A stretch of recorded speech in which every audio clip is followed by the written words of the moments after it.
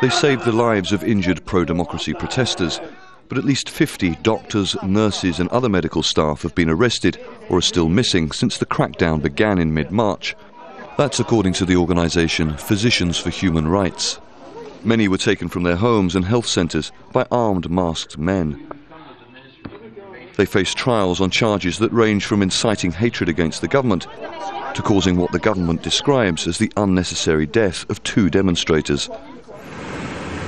Al Jazeera spoke to one medical worker who described what happened to her after she was detained in one of at least 5 raids on medical centres in recent weeks, according to Bahrain human rights groups.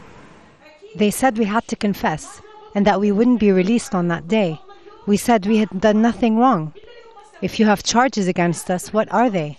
They beat us and beat us. People were being beaten by a hose. It was torture.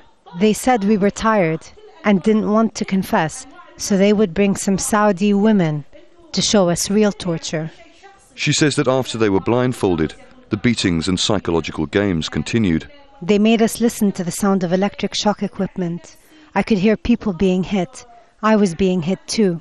One of the women was knocked unconscious, and one of the officers said it was because she was a heroin addict. Al Jazeera filmed the police station where people told us time and time again they'd been tortured. I am scared. They forced us to sign papers while blindfolded, while we were being tortured. I asked, "What am I signing?" The woman said, "You are still asking questions.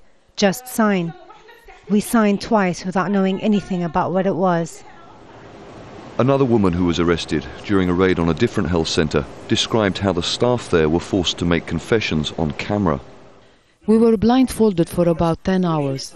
Only at the time when we were videotaped did they take the blindfolds off. And when we started to talk, if they didn't like the things that we were saying, they stopped us and told us again that we should say this, this and this. The Bahrain Centre for Human Rights says the Sunni-led authorities are targeting doctors and medical staff who treated mostly Shia protesters during the demonstrations.